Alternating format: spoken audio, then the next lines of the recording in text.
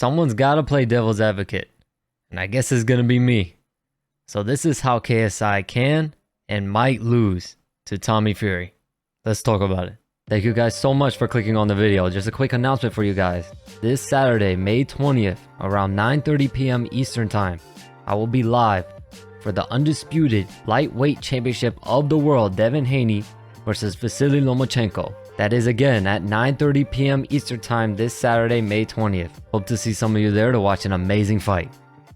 So the main thing I'm concerned with is that karate style KSI has developed for Michael Venom Page. I know it's been beneficial for him so far in his Misfits career. However, it has a lot of holes and it leaves a lot of openings that Tommy Fury can exploit and I think will exploit. So KSI this fight is going to have to switch it up. He's going to have to come different. He's going to have to come with a more traditional boxing sense.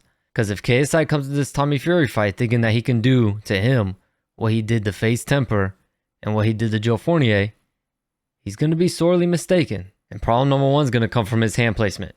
His hands are all the way down at his sides. I know it's beneficial in that he's bouncing on his feet so he can be very elusive. However, in a traditional boxing sense, boxers are going to exploit that. They're going to bait you in and they're going to counter. And as we can see, KSI is very open to that check left hook. Very open. And remember guys, remember this. It's not the hard shots that hurt you. It's the shots that you don't see coming. It doesn't matter how hard you hit someone. If they don't see it coming, it could be a very light tap and they could sit you down. And with that karate stance, it's very easy to time it.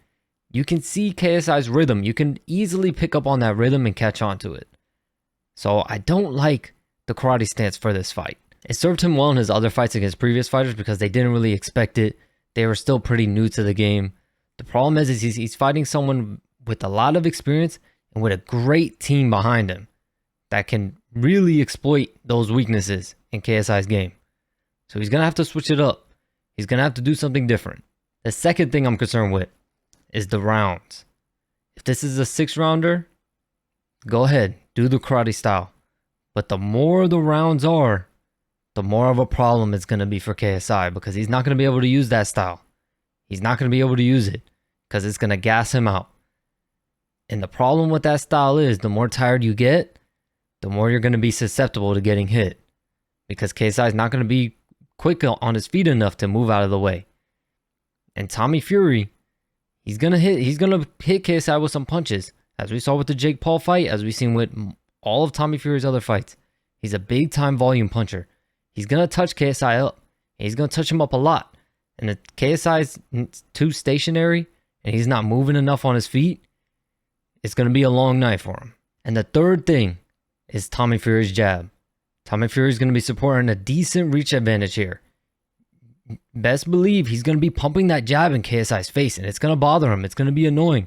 KSI's going to have a much harder time coming in than he did against Face Temper and especially than he did against Joe Fournier.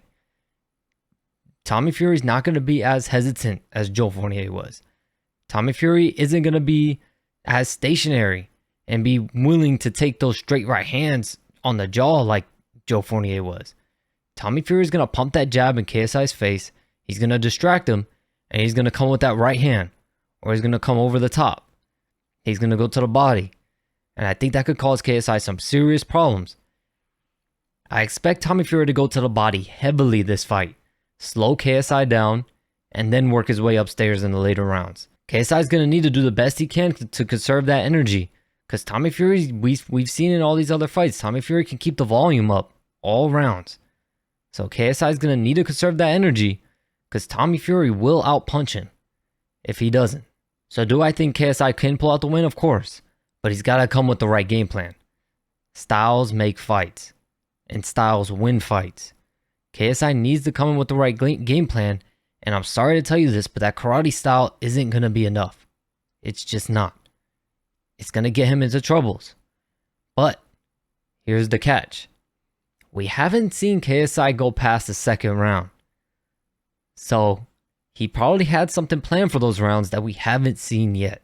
And that's what's good on KSI's side. Tommy Fury doesn't know. Tommy Fury has no clue what KSI is going to do past those rounds when KSI gets a little more tired. Tommy has no idea. And that's how I think KSI can catch him.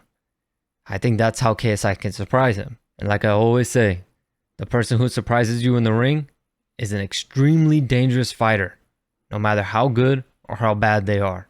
KSI could definitely win this fight. Tommy Fury does have some weaknesses also that KSI can exploit, but he's going to have to come in with the right game plan. And I look forward to seeing how much he relies on that karate style because I don't think it's going to do him any good. But thank you all for watching, and I'll catch you in the next one.